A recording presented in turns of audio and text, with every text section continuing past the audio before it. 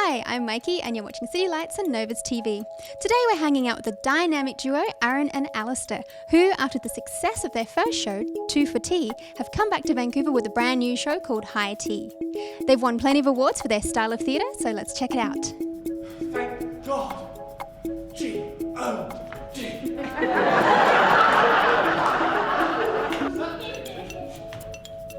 It's made entirely out of marshmallow.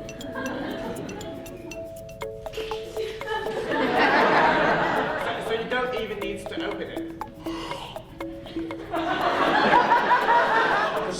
Opening its jaws. It's opposable jaws.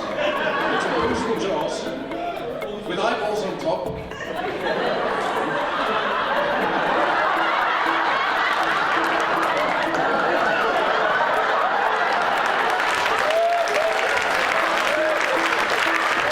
And tell me, how did the show come about?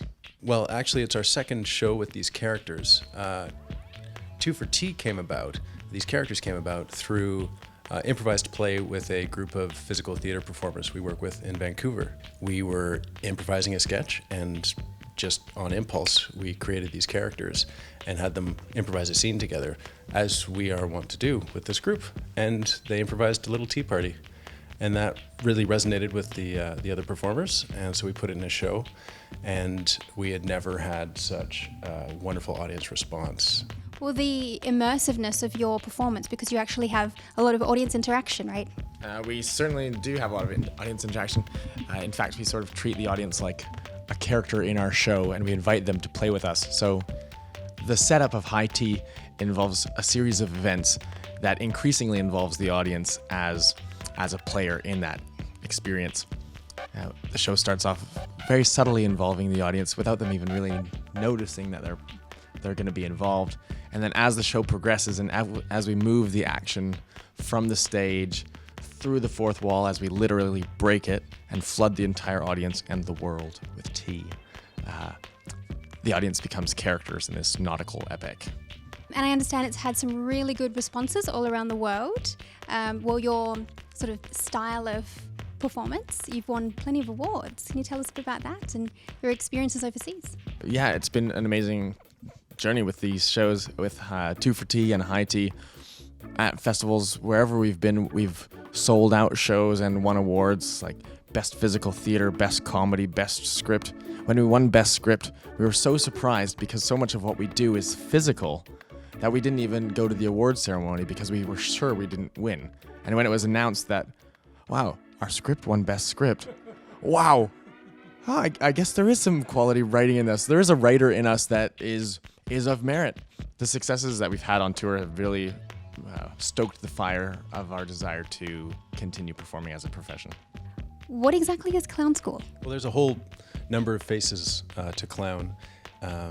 Many people think of red noses and poofy hair and big shoes. That is a stereotype that comes from the circus clown. Everything we do comes from what we call a body of delight.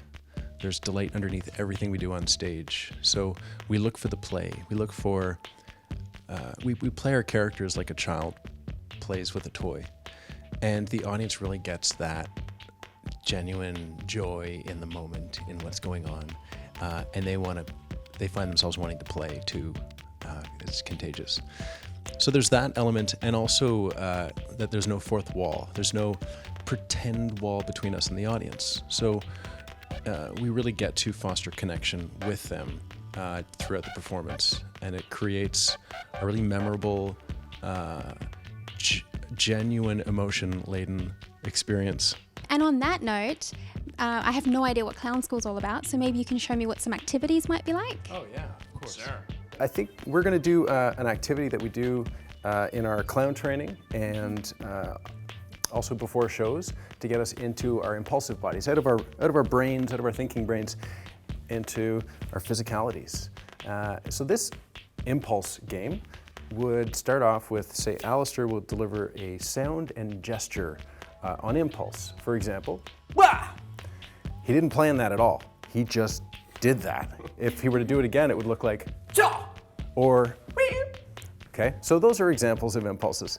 He's going to deliver an impulse, and you're going to mirror it as quickly as you can. So you don't know what he's going to do, and then you mirror it back to him, and then you'll create a new one. Whatever impulse is there, not something you can really plan. And then he'll mirror that, and you'll go back and forth as quickly as possible.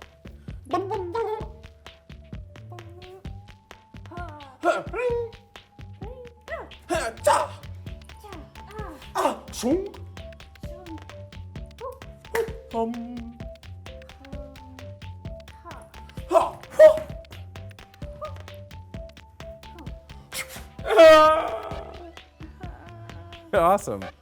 Sweet. High fives. And let's add a layer of difficulty. In addition to going faster, you notice how you create the impulse and he mirrors it, he creates a new one. There's kind of, you're waiting half the time. So we're both gonna create a new impulse at the same time, and then we'll both mirror it. Kind of the same. Yeah. 3, 2, 1. Hot dog! Never! Look! I forgot what you did. I You was looked looking over away. there, Yeah, yeah. I couldn't. Uh-huh. I didn't know what he did because I wasn't looking. You can catch these guys at the Jericho Arts Centre from May 18 to 24. Check out their website, jamesandjamesy.com, for all the details on their upcoming shows. It's sure to be a great night out, plenty of fun to get involved in the adventure that they've created. I'm Mike Evers, and you're watching City Lights on Novus TV.